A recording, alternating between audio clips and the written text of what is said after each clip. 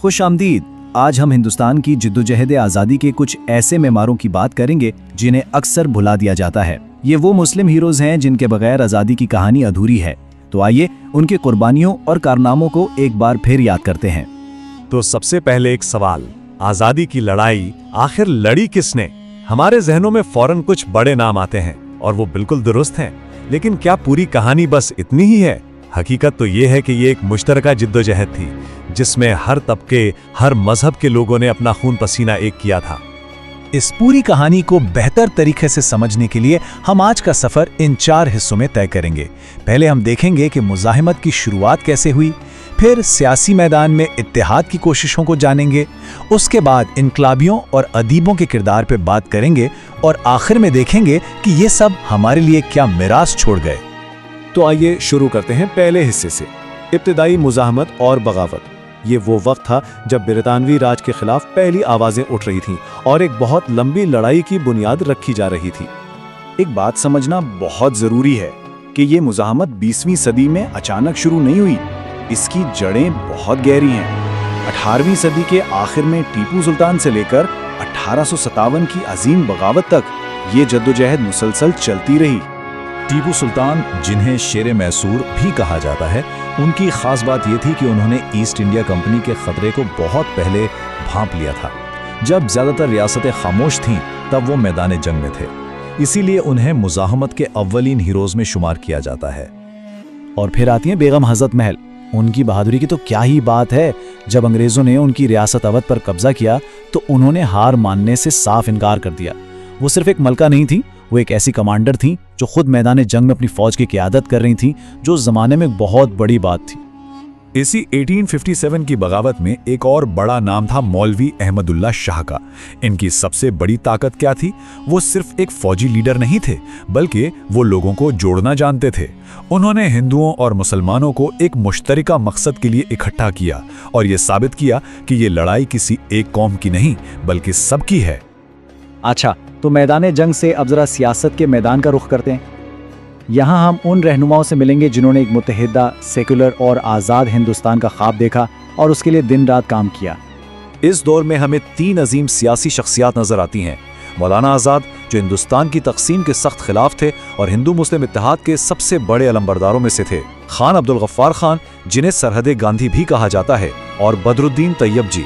इन सब के रास्ते शायद अलग थे, लेकिन मंजिल एक ही थी, एक आज़ाद और मुत्तहिद हिंदुस्तान। और ये फहरिस्त यहीं ख़त्म नहीं होती। अली बरादरान को याद कीजिए, जिन्होंने खिलाफत और अदम तावन तहरीकों को जोड़कर अंग्रेज़ों के खिलाफ एक ज़बरदस्त मुत्तहिदा मुहाज़ बनाया।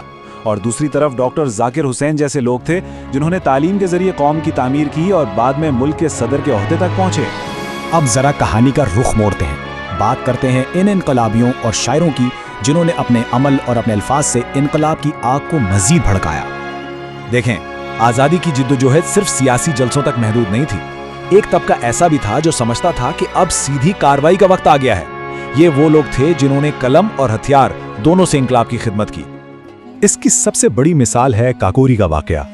अशफाकुल्ला खान और उनके साथियों ने सरकारी खजाने से भरी ट्रेन को लूटकर बरतानवी राज को सीधे सीधे चैलेंज किया। ये सिर्फ एक डकैती नहीं थी, ये आज़ादी का ऐलान था, और इस ऐलान की कीमत अशफाकुल्ला खान ने अपनी जान देकर अदा की। लेकिन कभी कभी अल्फाज गोलियों से ज्यादा ताकतवर साबित होते हैं, और इसकी जिंदा मिसाल है हसरत मोहानी। वो सिर्फ एक शायर नहीं थे, वो एक इनकलाबी मुफक्किर थे। उन्होंने ही सबसे पहले पूर्ण स्वराज यानी मुकम्मल आज़ादी का नारा बुलंद किया, एक ऐसे वक्त में जब बड़े बड़े लीडर्स भी इसके बारे में सोच नहीं रहे थे। और उन्होंने हमें ये नारा दिया, इनकलाब जिंदाबाद। ये सिर्फ 2 लफ्ज़ नहीं थे, ये एक ऐसी चिंगारी थी जिसने लाखों दिलों में आज़ादी की आग लगा दी। और ये नारा आज भी जिद्दोजहद की अलामत है। और ये लड़ाई सिर्फ हिंदुस्तान की ज़मीन पर नहीं लड़ी जा रही थी। शाहनवाज खान जैसे बहादुर सिपाही सुभाष चंद्र बोस की इंडियन नेशनल आर्मी का हिस्सा बनकर मुल्क से बाहर हिंदुस्तान की आज़ादी के लिए लड़ रहे थे। लाल किला में उन पर चलने वाला मुकदमा खुद आज़ादी के जिद्दोजहद की एक बड़ी दास्तान बन गया।